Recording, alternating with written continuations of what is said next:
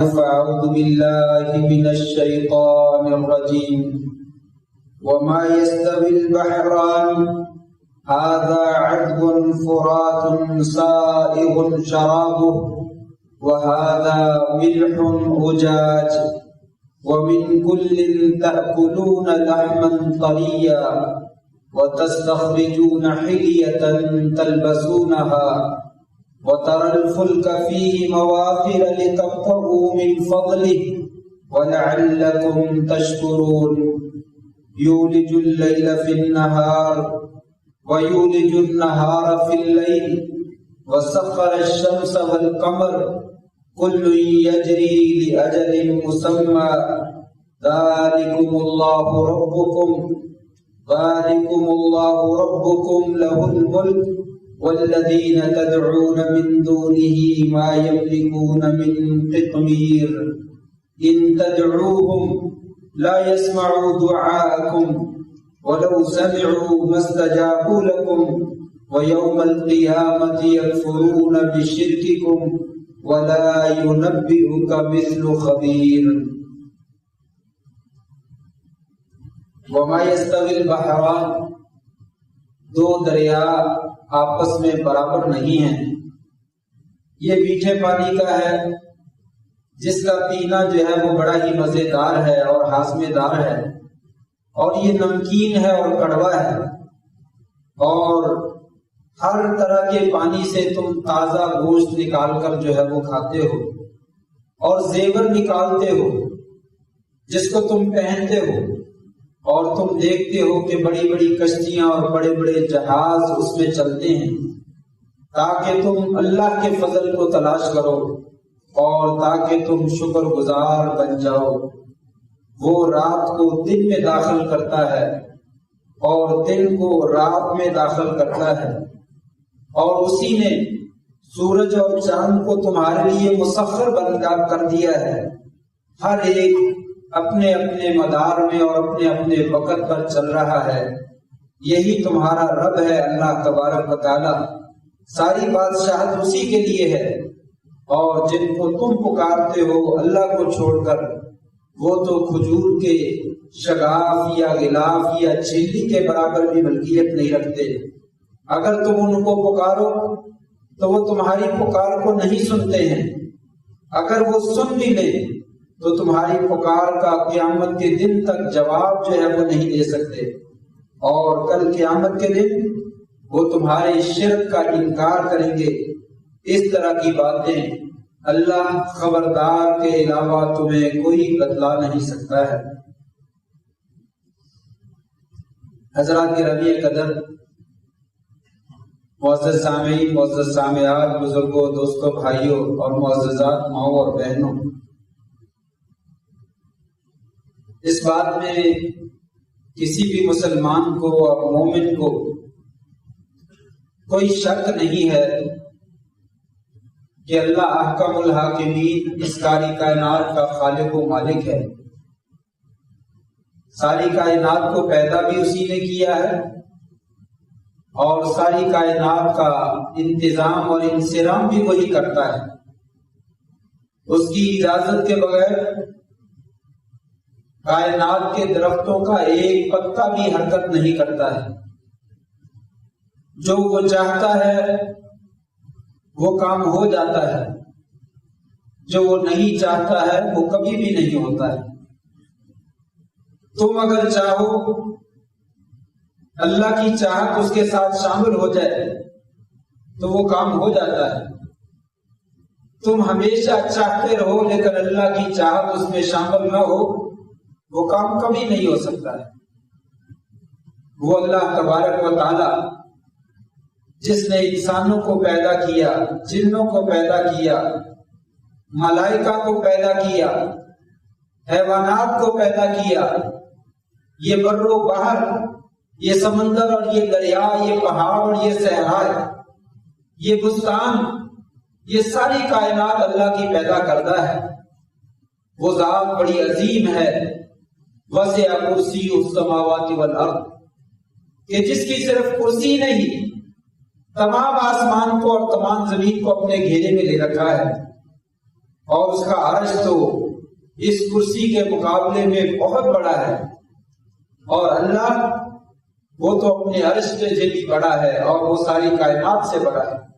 اللہ اکبر، اللہ سب سے بڑا ہے، اللہ بہت بڑا ہے اور اللہ سب سے بڑا ہے، اور وہ بڑی قوت والی شے ہے، بڑی طاقتور چیز ہے، اس کے مقابلے میں کائنات کی کوئی چیز بھی جو ہے اس کا مقابلہ نہیں کر سکتی ہے۔ یہ چند ایک آیات میں نے آپ کے سامنے پڑھی ہیں، سورہ فاتر ہے، 11-12 آیات ہیں، ان کا ترجمہ بھی میں نے پیش کیا ہے، دوبارہ ان کے اوپر غور کیجیے۔ اللہ تعالیٰ فرماتے ہیں وَمَا يَسْتَوِي الْبَحْرَانِ، دو سمندر برابر نہیں، هَذَا عَذْبٌ فُرَاتٌ سَائِغٌ شَرَابُهُ، یہ میٹھے پانی کا دریا ہے اور بڑا مزیدار ہے اور ہاضمے دار ہے۔ انسان پانی پیتا ہے تو لطف ملتا ہے، سکون ملتا ہے، راحت ملتی ہے اور کھانا ہضم ہوتا ہے۔ وَهَذَا مِلْحٌ أُجَاجٌ، یہ نمکین ہے، کڑوا ہے اور کھارا ہے، اس سے کلی بھی نہیں کی جا سکتی۔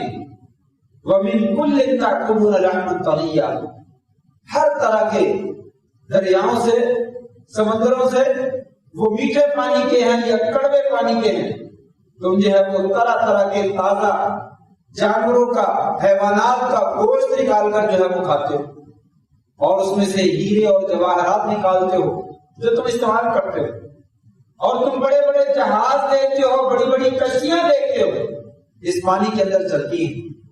کیوں چلتی ہیں؟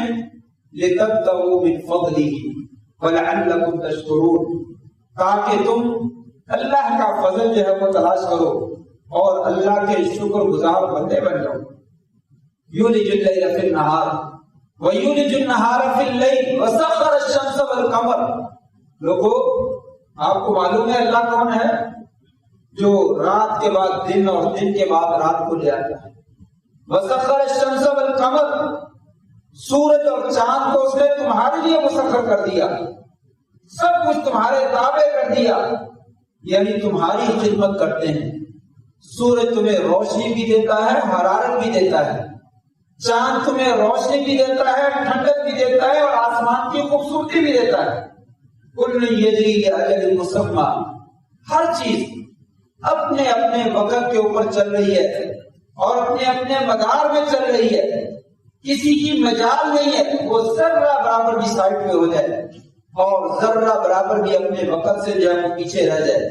اور اللہ تعالیٰ فرمایا ذالکم اللہ ربکم لہ الملک، یہ ہے اللہ تبارک و تعالیٰ، یہ ہے اللہ تبارک و تعالیٰ جس نے یہ سارا انتظام کر رکھا ہے، ساری بادشاہت اسی کی ہے۔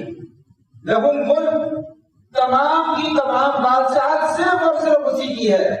والذین تدعون من دونہ ما یملکون من قطمیر، جنہیں تم پکارتے ہو، جن کی تم عبادت کرتے ہو، جن کے نام کے نظر و نیاز اور منت اور چڑھاوے تم چڑھاتے ہو، جن سے مشکل کشائی تم کرواتے ہو، ما یملکون من قطمیر، کھجور کی گٹلی، اس کے اوپر جو جھلی ہے، اس کے اوپر جو دھاگا ہے، شگاف ہے، یہ تو اس کے بھی مالک نہیں، یہ تو اس کے بھی مالک نہیں ہے، اس کے بھی ہم مالک ہیں۔ لہ الملک، ساری کائنات کی لوگوں بادشاہت جو ہے وہ میرے قبضے میں ہے، کوئی دنیا کا بادشاہ نہیں ہے اور کائنات کے اندر کوئی تصرف کرنے والا نہیں، تصرف ہے تو میرا چلتا ہے۔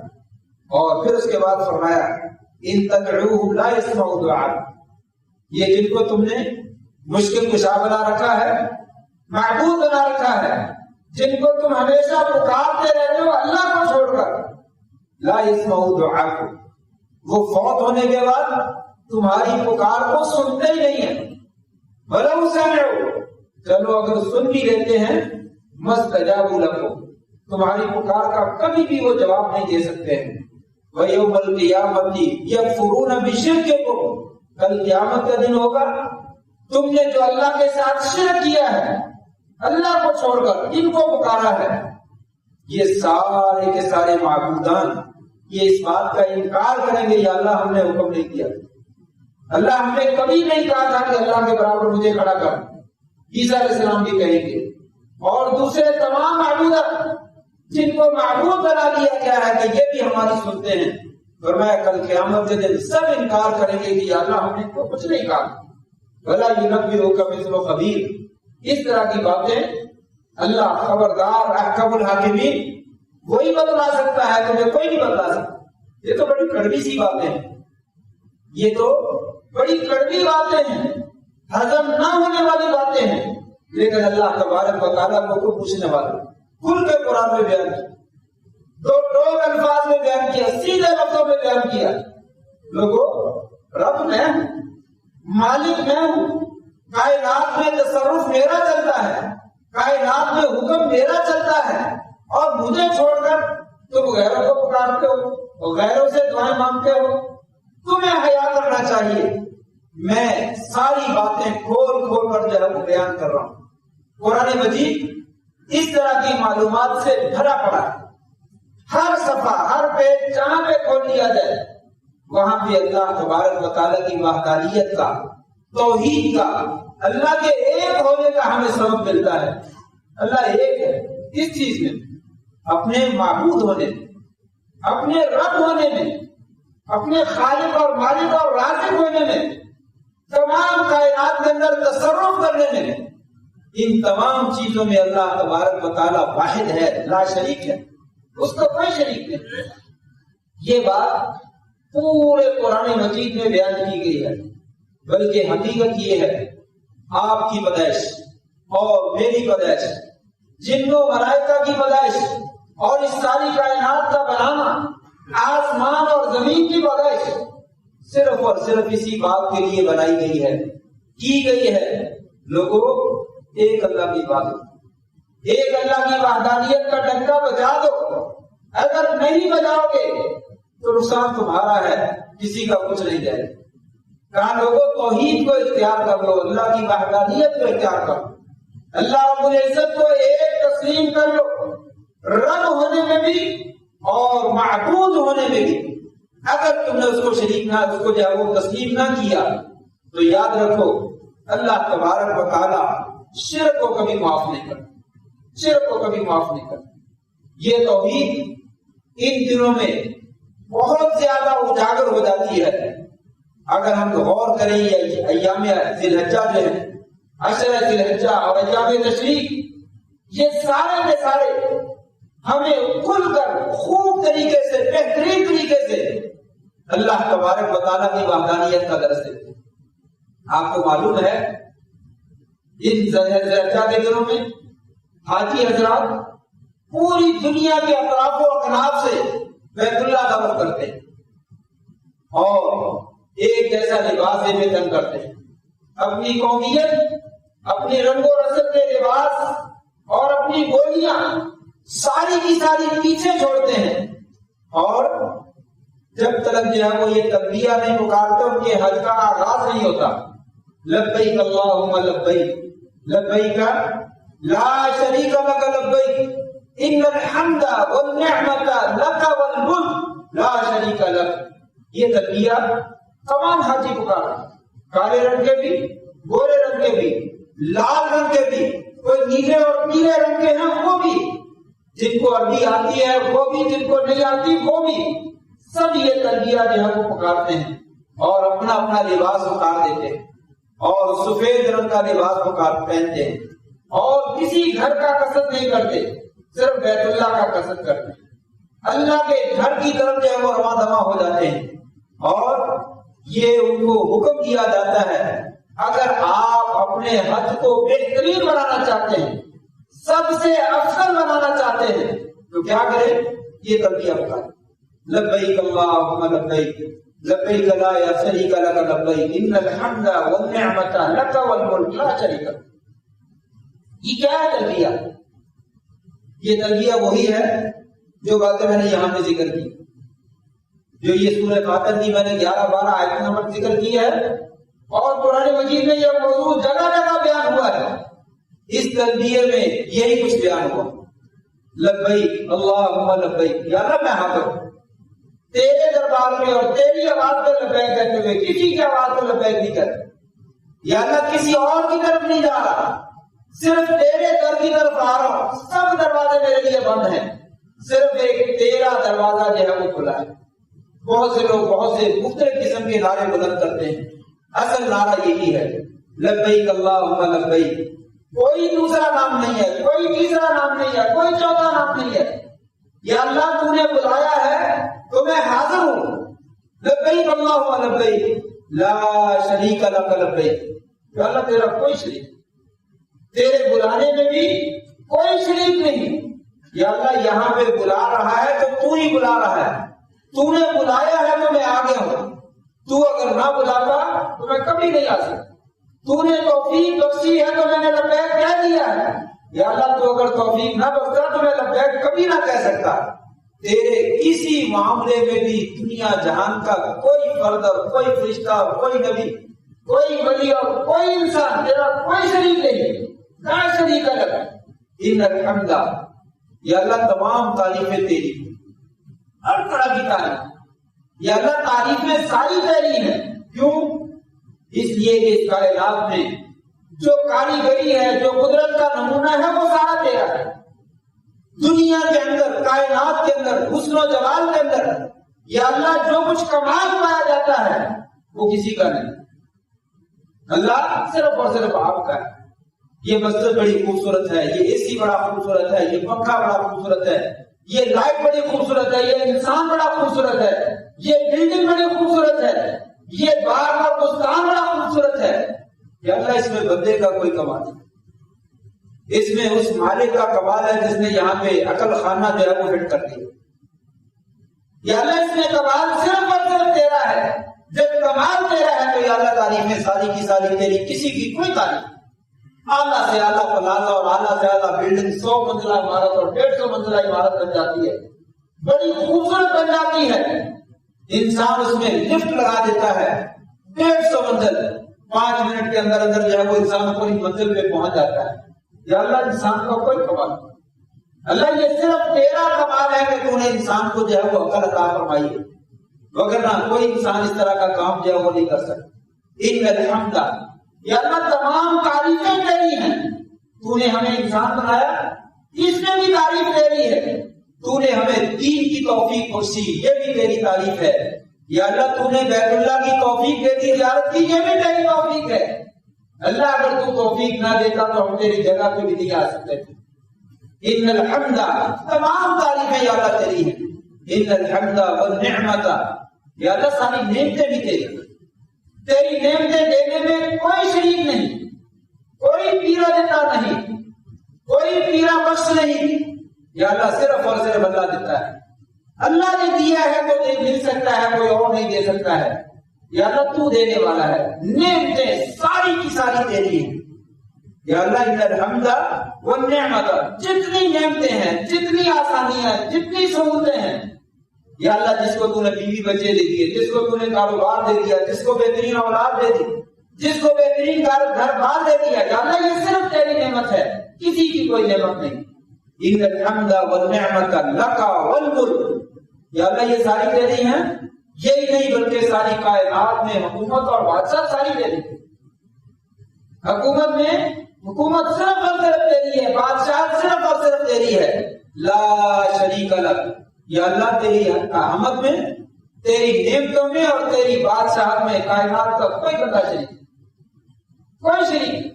لبیک اللہم لبیک، یا اللہ میں حاضر ہوں، یا اللہ میں حاضر ہوں۔ اللہ تو نے بلایا کہ تیری آواز کے اوپر میں لبیک کہہ رہا ہوں، یہ تلبیہ۔ اور میں حاجیوں سارے کے سارے اس تلبیہ کا اقرار کرو اور کثرت کے ساتھ پڑھو اور اللہ تبارک و تعالیٰ کی وحدانیت کا اعلان کرو۔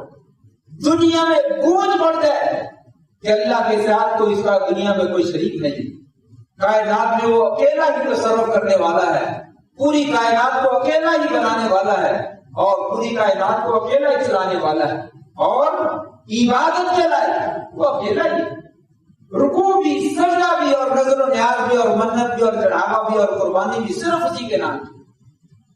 یہ تلبیہ ہے۔ حج کا تلبیہ عالم اسلام کے تمام مسلمانوں کو درس دیتا ہے، لوگوں اللہ تبارک و تعالیٰ کی وحدانیت کا اقرار کرو اور اعلان۔ تھوڑا سا اور آگے چلتے ہیں۔ حاجی جس وقت جو ہے وہ صفا پہاڑی پہ چڑھتا ہے، مروہ پہاڑی پہ چڑھتا ہے، تو شریعت جو ہے وہ خاص طور پہ 2 دعائیں پڑھنے کا حکم دیتی ہے۔ لا الہ الا اللہ وحدہ لا شریک لہ لہ الملک ولہ الحمد وہو علی کل شیء قدیر. لا الہ الا اللہ وحدہ انجز وعدہ ونصر عبدہ وہزم الاحزاب وحدہ. فرمایا صفا پہ جاؤ تین دفعہ یہ کرنے پڑو، مروا پہ جاؤ تو یہی تین کرنے پڑو، اور سیم وہی کلمات ہیں جو تلبیے میں. لا الہ الا اللہ وحدہ، یا اللہ تیرے سوا کوئی معبود حق برحق، تو اکیلا ہی معبود برحق ہے. لا شریک لہ، لا الہ الا اللہ وحدہ لا شریک لہ لہ الملک ولہ الحمد. یا اللہ تیرا کوئی شریک، ساری بادشاہت تیری ہے اور تمام طرح کی تعریفیں تیری ہیں. لہ الملک ولہ الحمد وہو علی کل شیء قدیر. اللہ تو تو ہر چیز پر قدرت رکھنے والا. اور میں 3 دفعہ پڑھ صفا پہاڑی پہ کھڑا ہوتا، 3 دفعہ پڑھ مروا پہاڑی پہ کھڑا ہوتا. اور دوسرا کلمہ فرمایا لا الہ الا اللہ وحدہ انجز وعدہ. لوگوں اللہ کے سوا کوئی معبود برحق نہیں جس نے اپنے وعدے کو پورا کر دکھایا، اپنے وعدے کو پورا کر دکھایا. لوگوں میرے دین کو تھامو، میں تمہاری مدد کروں گا. نبی کریم صلی اللہ علیہ وسلم تنہا مکہ کی سنگلاخ پہاڑیوں میں کھڑے ہو کر تبلیغ کرتے ہیں، اور شروع میں لوگ مخالفت کرتے ہیں، اور 13 سال مارے کھانے کے باوجود چند لوگ مسلمان ہوتے ہیں. فرمایا لا الہ الا اللہ وحدہ انجز وعدہ. وہی اللہ تعالیٰ ہے جس نے بدر کے مقام پہ اپنا وعدہ سچا کر دکھایا. احد میں پھر حالات بدل گئے، خندق میں اور مشکل پیدا ہو گئی، لیکن خندق میں بھی دشمنوں کو اکیلے ہی شکست دے دی. انجز وعدہ ونصر عبدہ. اکیلے نے جو ہے وہ اپنے بندے کی مدد بھی کی ہے، اپنے وعدے کو پورا بھی کر دیا، اور لشکروں کو شکست بھی دے کے دوچار کر دیا. 10,000 کا لشکر مدینہ پہ چڑھائی کر دی، اور مسلمانوں کے پاس اسباب موجود نہیں تھے، اسلحہ موجود نہیں تھا، نفری موجود نہیں تھی. خندق کھود دی گئی، پورے مدینے کے اندر خندق کھودی گئی تاکہ دشمن مدینہ میں داخل نہ ہو سکے. اور دشمنوں کے اوپر اللہ تعالیٰ نے تیز آندھی چلا کر ان کے خیمے اکھڑوا دیے، ان کے جانور بلک کر بھاگ نکلے، اور وہ آپس میں ایک دوسرے کو گالیاں دینے لگے، اور گالیاں دیتے ہوئے واپس جائے مکہ کی طرف روانہ. اور میں اکیلے نشکر مکہ میں بھی، حنین میں بھی، یرموک میں بھی، تبوک میں بھی، کہاں کہاں ذکر کیا جائے نصر عبدہ. اللہ تبارک و تعالیٰ نے اپنا وعدہ بھی پورا کیا اور اپنے بندے کی مدد بھی کی، اور تمام لشکروں کو جو ہے وہ شکست دے دی. فرمایا یہ 3 دفعہ پڑھ، 3 دفعہ صفا پہ، 3 دفعہ مروا، پھر آئیے 3 دفعہ صفا پہ. 7 چکروں میں یہ دعا پڑھتے رہیے تاکہ اللہ تبارک و تعالیٰ کی توحید کا نہ صرف اعلان ہو جائے بلکہ تمہارے دلوں میں توحید رچ بس جائے. پھر کہا عرفات کے میدان میں آ گئے. عرفات کے میدان میں کہا سب سے بہترین دعا، خیر دعائے دعا یوم عرفہ، عرفہ کے دن کی بہترین دعا ہے. اور وہ دعا کیا ہے؟ لا الہ الا اللہ وحدہ لا شریک لہ لہ الملک ولہ الحمد وہو علی کل شیء قدیر. یہی دعا جو صفا میں پڑھی ہے.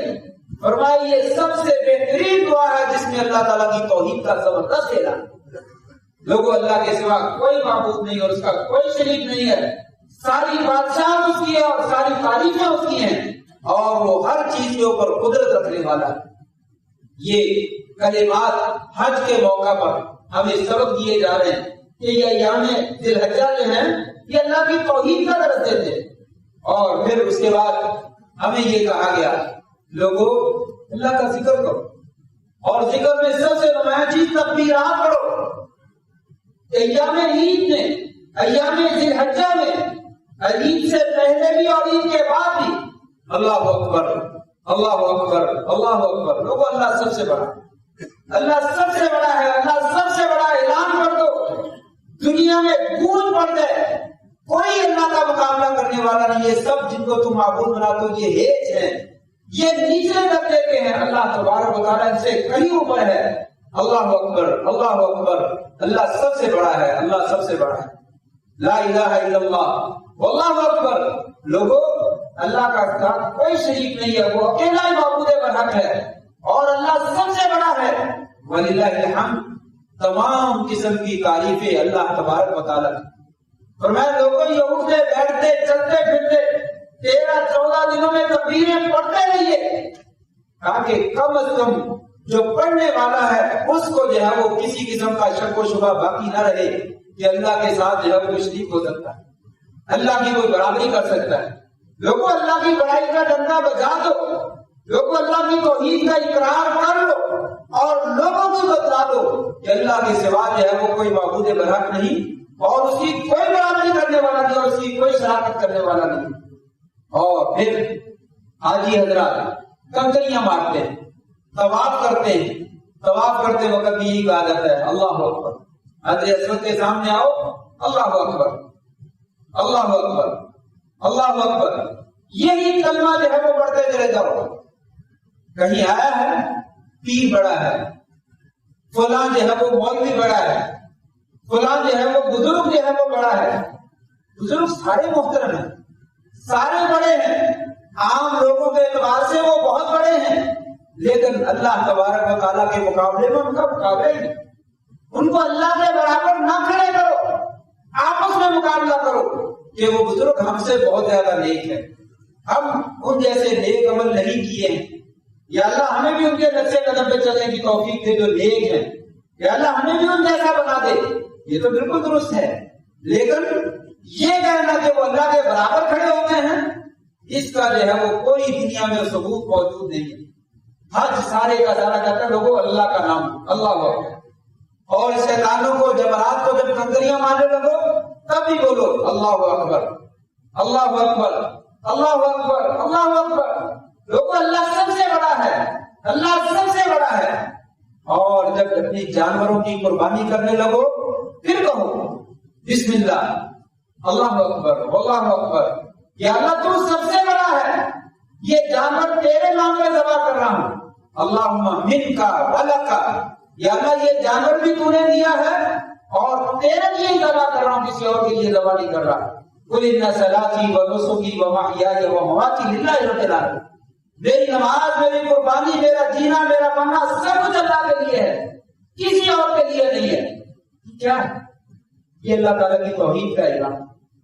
لوگوں 10-15 دن خوب توحید کا اقرار کر لو تاکہ تمہیں پتہ چل جائے کہ اللہ کی توحید ہے کیا, اور پھر جب تمہارے دلوں میں یہ توحید رچ بس جائے, پیوستہ ہو جائے, پھر اس کو نشر کرو, آگے لوگوں کو سمجھاؤ یہ بزرگ انسان ہیں, یہ بزرگ رب نہیں ہے, یہ نیک لوگ, یہ اولیاء, یہ صلحاء, یہ انبیاء, یہ شہداء سب نیک لوگ ہیں, اور نیکی کے ان کے مراتب ہیں, کوئی تھوڑے درجے کا, کوئی درمیانے درجے کا, کوئی بہت اعلیٰ درجے کا, اور ساری کائنات میں سے محمد رسول اللہ صلی اللہ علیہ وسلم سب سے اعلیٰ درجے کی.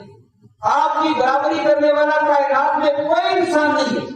حتیٰ کہ بعض نے کہا آپ ملائکہ سے بھی افضل ہیں, تو اس میں کوئی دو رائے نہیں, لیکن یہ سب لوگ اللہ سے نیچے ہیں.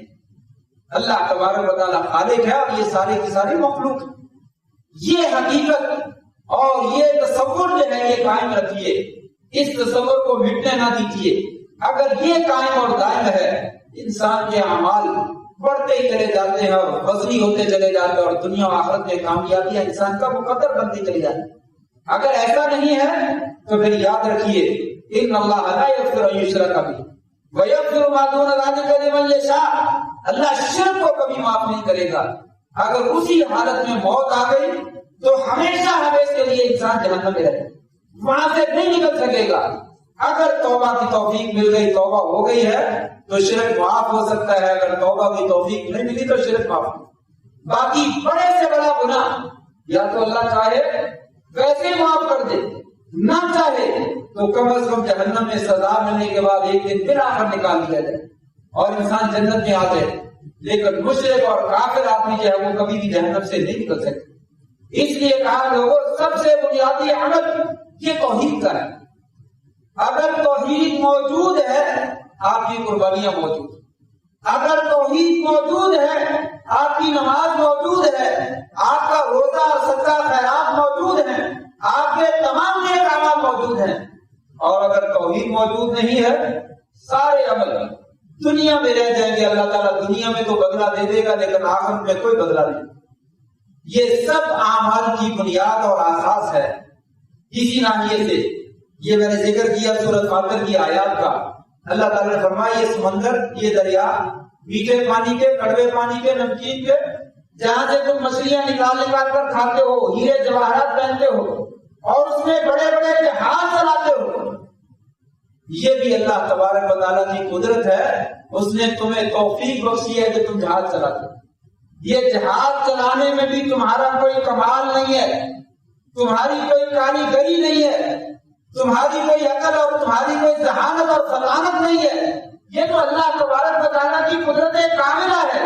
اس نے تمہیں توفیق بخشی ہے کہ تمہیں جہازوں کے چلانے کا طریقہ سکھلایا اور تمہیں رستے دیکھنے کا طریقہ سکھلایا اور تم رستوں میں چلاتے ہو.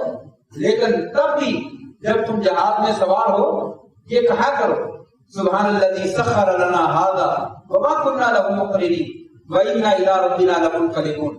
یا اللہ پاک ہے تو ذات جس نے اس سواری کو ہمارے لیے مسخر کر دیا، وگرنہ ہم اس کو اپنے تابع بنانے کے قابل نہ تھے.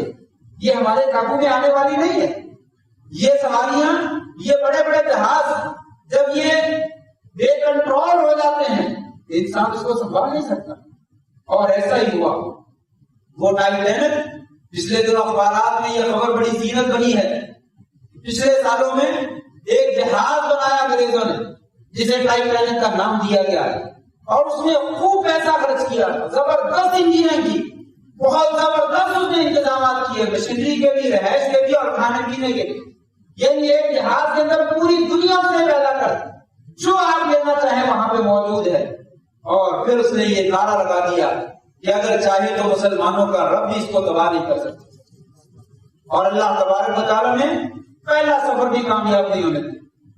پہلا سفر بھی کامیاب نہیں، اربوں خربوں روپیہ اس کے اوپر لگایا گیا اور بڑے بڑے امیر زادے یعنی دنیا کے امیر ترین افراد انہوں نے پہلا سفر اس میں کرنے کی جگہ وہ اپنی سعادت حاصل کرنے کی کوشش کی کہ ہمیں بڑی سعادت مل رہی ہے کہ ہم پہلا سفر اس میں کر رہے ہیں. لیکن اللہ تبارک و تعالیٰ نے ان کے غلط نعرے کی وجہ سے، ان کے غلط عقیدے کی وجہ سے، غلط نظریے کی وجہ سے ان کا پہلا سفر بھی کامیاب نہیں.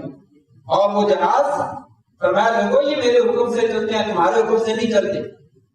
یہ تم نے مشینری بنا دی ہے لیکن اس مشینری کو میرے تابع ہے، میں اجازت دیتا ہوں تو چلتی ہے، نہیں اجازت ہے تو نہیں چلتی. اور درمیان میں کسی چٹان سے ٹکرایا تو جہاز دو ٹکڑے ہو گئے اور لوگ ہلاک ہو گئے. کچھ لوگ جو ہے وہ بڑی مشکل سے جان بچا سکے، باقی سارے کے سارے ہلاک ہو گئے.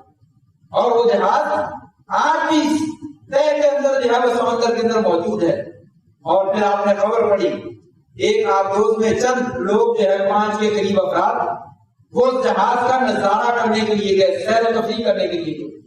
میں یہ سمجھتا ہوں یہ جہاز جو تھا عذاب کے ساتھ تباہ ہوا، اللہ کا عذاب نازل ہوا، یہ تباہ ہوا. اور حدیث میں آتا ہے جس قوم پہ عذاب نازل ہو اس بستی میں نہ جائے گا.